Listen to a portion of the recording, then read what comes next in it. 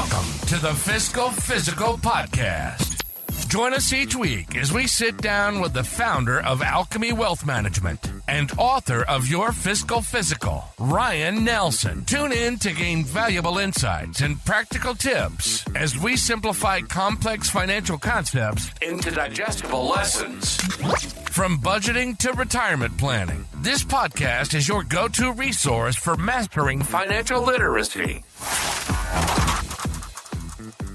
Welcome, everybody, to this week's episode of the Fiscal Physical Podcast. Happy to have you guys with us. My name is Aaron. I am here with Ryan Nelson, founder of Alchemy Wealth Management, and one of the smartest financial gurus I know here. At least he comes off that way. And I'm excited to dive into today's topic, Ryan. But before I do that, how's the day going today?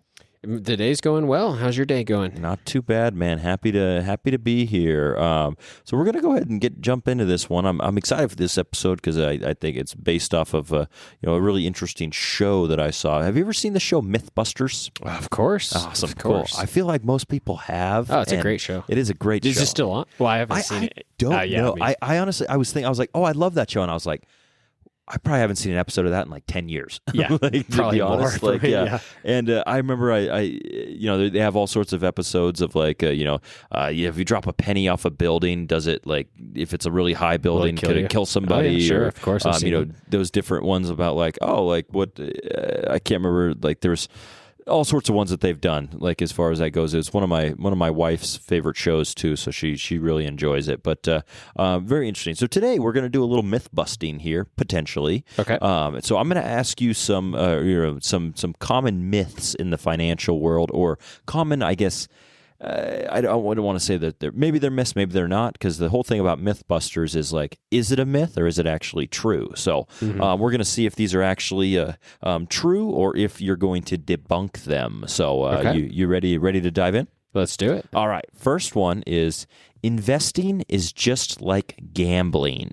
Break that down for me, would you? Sure. How do you define gambling? That's a good question. Would you consider like Caesar's Palace or like Caesar's Entertainment, whatever their parent company is? Do you think of their business? So they're a obviously million, probably $1 billion organization. Do you consider what they do gambling? I don't think so. I don't think they. I think when I think of gambling, I think of like, do I have the odds to like win, I guess? I don't know. Like but I wouldn't think of like the company as like, I think that I'm choosing to gamble. It's like they're providing like the service if I want to choose to do that, I suppose. Yeah. So I have no idea what the actual definitions of these things are, but this is the way I think about it and the way I kind of talk about it with clients. So I might be taking some liberties with these definitions. In fact, I'm probably certain I am, but hopefully it at least conveys the point. So the way I personally think about gambling is something where I have a negative expected return. So if I go into Caesar's Palace this weekend and I go play basically any game in Caesar's, my expected returns are going to be negative, right? That being said, so if I go in and I play blackjack, my expected returns are negative. I might win a hand. I might win 5 hands. Heck, I might even win during that weekend and leave up $1,000. Right. But if I play enough times, enough hands on enough weekends, I'm going to lose because my expected returns are negative. Right. And the flip side of that equation, Caesar's, their expected returns are positive. So they don't care like, oh, Ryan comes in and he wins one hand. They say, okay, we don't care. Like, 40 something percent of the time people are going to win a hand. It's like, oh yeah, but I went and I won $1,000 this weekend. They're like, okay, yeah, good for you. Sure. Like, but 40% of the time people are not going to, or 40% of the time, people might leave with money, but most of the time they're not. And so the way I kind of think about it is, gambling to me is when my expected returns are negative. Investing to me is when my expected returns are positive. So to me, like Caesar's is not really gambling. They're entering in the same game with me, but they're on the other side of it where their expected returns are positive, and they know if enough people play enough hands, they're going to come out on top.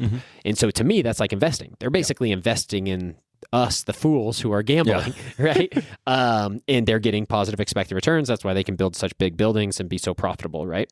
So investing is just like gambling. I would say that myth is, I guess, busted. Sure, busted. Yeah. I think that there are similarities in which you put money into something and you don't know exactly what you'll get out when you gamble or when you invest. Again, my definition, though, would be when I put money into a gambling endeavor, I would expect less money to come out. When I put money into an investing endeavor, I'd expect more money to come out. So to me, that's sort of the big difference between maybe gambling and investing to me. So yeah, purpose of this, let's call it myth busted. Perfect. I like it. All right. Second one. You should always pay off debt as fast as possible. Yeah. So I would say there's probably some element of truth to this. I mean, what gets me is always. I was actually going to say like one of the things, how I phrase this question. There's like I watched this YouTube video one time about like how to take like tests. Yeah, exactly. Like if you don't like know the subject, like the guy was like, hey, just use this strategy and you can, get a decent score on most tests because you think about how the questions are worded and such too. So anytime you normally see always in a question, you're like, that's probably not true. Yeah, but exactly. Anyway, but I was just funny you picked up on that too. I figured you would. Yeah. So yeah, I guess if the question was you should pay off debt as fast as possible. Oh, that seems interesting. Always, I would say, of course, there's cases where you should not be paying off your debt as fast as possible. Again, we've talked about this in the past, but we talk about there being a spreadsheet answer and there being your answer, right? And so again, if you have a mortgage at 2.75% interest rate, and you have an extra, and you owe $100,000 on your mortgage at 2.75, and you just inherit $100,000, should you just go pay off that mortgage? That's a reasonable solution, right? You'd avoid paying 2.75 for the next 20 years or however much longer you have on your mortgage. The flip side is, what if you took that $100,000 and you invested it at 6 or 7% returns? And so for every $100,000, well, you owe the bank another 2.5%, so you owe them $2,500. But if you're able to generate $6,000 or $7,000 from your investments, yeah, you don't really care that you have to pay out $2,500. You're still coming out, $4,500 ahead or something, $3,500 ahead. And so, I think there are edge cases where, so as far as you should always pay off your debt as fast as possible, I'd say that myth is busted as well. Now, there are certain people who are extraordinarily risk adverse, and that's why we say there's the spreadsheet answer. So the spreadsheet answer might be evaluate the interest rate of your debt, evaluate the potential returns of your investments, and then make an informed decision. That'd be the spreadsheet answer. Then there's your answer, and so there are certain people who are extremely debt adverse, and the debt gives them anxiety, and it decreases the quality of their life. And the best move for them, even if it's not best in the spreadsheet, the best move for them as a human being would be to pay off their debt as fast as possible. And so, I would say there's probably some people out there who maybe this actually does apply to, and they should always pay off their debt as fast as possible because that would be their answer based on their sort of core beliefs and values, and it increases their own personal quality of life. But in general, no, most people shouldn't always pay off all debt as fast as possible. Yeah, I can't remember which episode it was that we've done when several of them, when we talked about like, should I pay off my house? And like, it's and you mentioned, you're like, oh, that's one of the most common questions like I get about like, and it ultimately it comes down to like, cool, what are you trying to accomplish with that? Are you trying to, be free of a house payment? Okay, cool. Like, or are you trying to save, are you trying to do the financially smart thing about like, hey, cool, I just got I owe $500,000 on my house. I just got a $500,000 in, life insurance payout or something like that. Like, do I just pay that off? Or do I, like you mentioned, like maybe I have a 4% interest rate on my house. Like, do I think I can, if we put that into into the market, will that over the course of 30 years return more than 4%? Right. Probably. Historical context would say so. So it's like, what are you trying to accomplish with this? But are you just trying to like liquidate, that, say you have a $4,000 mortgage payment. Are you trying to just liquidate $4,000 more per month? Like, what are you going to do with that money kind of piece of it? So I think this is an interesting one because like you mentioned, I always think I was like, oh, we want to pay off debt. And it's like, well, strategically, I guess use your money is a better way to like look at that one for sure. So, yep. So kind of the note I put here is, debt payoff should be strategic, not automatic. Yep. Oh, that's a good way to put it. Just strategic, not automatic. That's awesome. Yeah. Cool. Third one, final one that I have for you here is budgeting means restricting your life. Yeah, so like we've talked about budgeting in a number of episodes. I think that budgeting, it's tough. I'm not always the biggest fan of like conventional budgeting. Again, I've compared it in the past to like crash dieting, right? If you're just using willpower to eat healthy, like it's really hard, and maybe you'll follow a restriction diet for a while and then go back to your normal habits if you haven't changed your habits. So similarly, if you follow a budget and you are just using willpower to follow this budget, and you don't change your core habits, you'll stick to that budget for a little while and then go back to your core habits eventually, right? And so I think there's a pretty good parallel there between budgeting and dieting. And so the reality is like, I'm not always the biggest fan of budgeting, but what I am a big fan of is being aware of where you're spending your money. You should have clarity and transparency. Most clients, when I ask them, almost every client I ask, how much do you spend to maintain your lifestyle? Almost nobody knows. Right. Right. And that is a problem. We should know how much we're spending, and not only how much we're spending, we should know where we're spending it and how we're spending it. Right. So being aware and like have some transparency into your finances is extraordinarily important. Applying budgeting like most people do, like that of a restriction crash diet, that I don't know. I have mixed emotions on. That being said, when we say budgeting means restricting your life, I as much as I'm maybe not the biggest fan of budgeting, I actually can't really agree with this statement. I think that budgeting, really the idea of budgeting should create freedom, not this restriction. So I don't think that creating a budget, and if you were to follow it, would restrict your life. It's actually creating more freedom, and it's aligning your money with what you value. So yeah, you might not be buying the whatever Starbucks, but you're then freeing up that money to spend traveling, right? So I think most people say like, oh, I can't go on this trip I want to go on because I don't have enough money. Oh, I can't buy the car I want because I don't have enough money. Oh, I can't, buy the furniture I want because I don't have enough money. Oh, I can't go to that nice restaurant because I don't have enough money, right? And it's like, if you had the right budget that cut out the things you don't value, it creates freedom where now you can go to the restaurant you want because you can't afford it, or you could go on the vacation you want because you can't afford it, right? So what a budget does is it helps you get a grasp of aligning your funds with sort of your values. Overall, again, I would actually say, myth busted. I don't think budgeting does mean restricting your life. I would say that budgeting would create freedom, not restriction. It allows you to reallocate funds away from things you don't value towards things you do value more. Awesome. I love it, man. I love that how you broke that down too. And honestly, like I took from, I just plugged it into Google and said, hey, like what are the top three like financial myths? And these are some of the ones that popped up that I was also like, I feel like we've covered some of these previously on podcast episodes too. So I was like, oh, that's fun. Like, let's see if we can I like it when we can kind of wrap things full circle. So if you guys are just joining us for the first time, or maybe you're a little bit in here, definitely go check out our other episodes, because we do talk about like what budgeting is, what budgeting isn't, like, how to save, these different things or different strategies when it comes to that. It's specifically paying off debt as well too. That's one of the episodes that I really liked, with the different methods you can use for that. So some good things out there for sure. But awesome, Ryan. You got anything else for this one here? No, I think that sounds good. Awesome. Well, there's three myths relatively busted for you there. We'll call them busted. Yeah, we'll call them busted. Yeah. But if you guys have any things you want us to break down, maybe it's something you've seen, like, please let us know. Happy to check it out. And everybody, hang tight with us here while we come back on the other side of this for some personal stuff.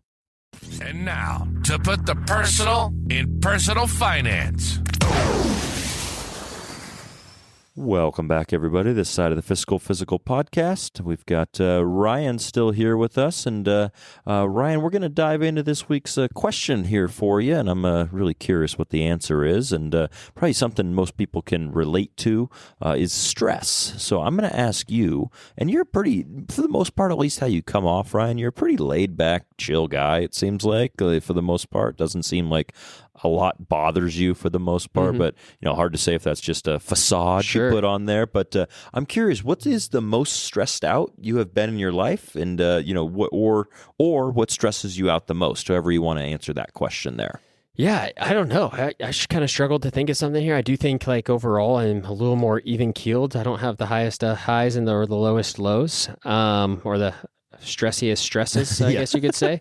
I think that I was kind of struggling to think of something here. What I will say, I really can't think of a good answer, but going back in hindsight, when I got my MBA, so I was working full time.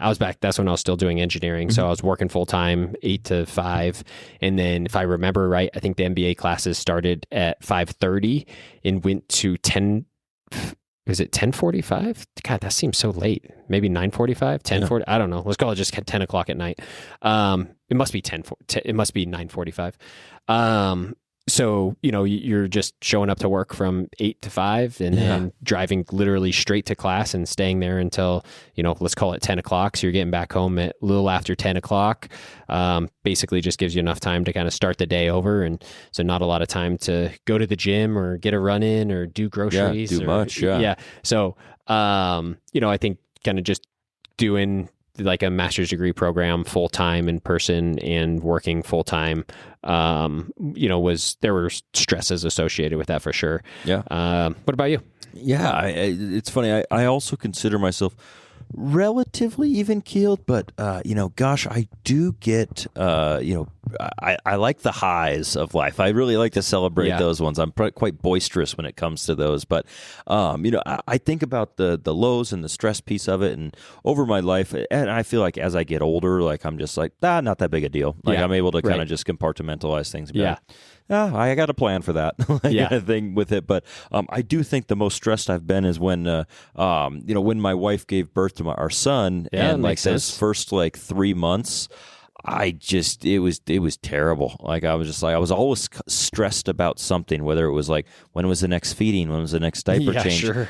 Is my wife producing enough milk? Are we, is he sleeping safely? Are we doing these different things? And being a first time parent, like I actually went into that feeling relatively prepared. I had read the books, I'd watched the videos and such. And then it was got in there and I was like, oh my gosh, my son is completely different than everything I've read. Yeah. So I feel like just that unknown aspect of it, and maybe that's just part of being a parent or something like that you're just consistently stressed with, and it gets easier obviously, and otherwise people wouldn't continue to do it, right? But I do think that those first 3 months of after my son was born, I was I was pretty high strung for about 90 days there, and then my son started sleeping through the night, and that was awesome, and then it was game changer when it came to that. But no, I think that's a perfect example. I think I do think it's I'm cognizant. So I don't have any kids, as you know, and I'm cognizant. So I have a dog, and I understand I shouldn't compare my dog to people's kids. More comparisons than you think in that regard. But it is stressful when my dog gets hurt, and then you take him to the vet. It's you can't communicate with this thing, right? So it's does your leg hurt? Or why are you limping? I don't know. Exactly. Does your leg hurt? Does your shoulder hurt? Does your stomach hurt? What? And so there's some element of stress of hey, what's going on? So I can only imagine, an infant is the same way, where you at least when the child gets old enough to be able to communicate, you can at least have conversations and be hey, help me understand what's wrong. Which that still in itself has to be extremely stressful, having a hurt or injured child, but having a hurt or injured infant or something that you can't communicate with, I have to imagine being even more stressful. Yeah, no, it's a good comparison, and maybe I'll get drug for this or whatever, but I do think there are more similarities than some people like to let on with the dogs and kids piece of it, the lack of being able to communicate with a baby, and then communicate why are you crying kind of piece of it, or why are you barking, kind of there are, you ask similar kind of questions. And I just usually shake my dog. Is that what you do? Well, no. But that is I guess an option out there, I suppose. Gloss over that one, but but no, I think it's a good piece of that stressful nature of things that you love and you don't know how to solve the issues. I think that that's kind of where when you feel like helpless. Almost. Exactly, the helpless nature of it, like I think, is pretty universal. Of like people don't like stressful, that, right. like that. That's not really something people seek out.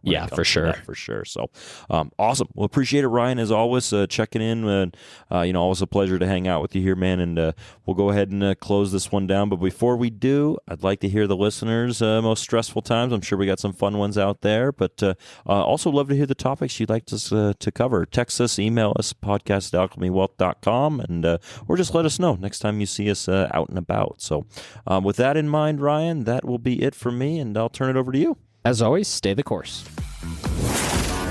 Thank you for joining us for the Fiscal Physical Podcast. Until next time, happy listening, and as always, stay the course. If you have a question or topic suggestions, please email us at podcast@alchemywealth.com. If you enjoyed today's discussion, subscribe to the podcast to ensure you never miss an episode, and consider leaving us a rating and review on your favorite platform. This helps other listeners like you find the show. For more resources, you can visit Alchemy Wealth Management's website at www.alchemywealth.com or find your Fiscal Physical, the book, on Amazon.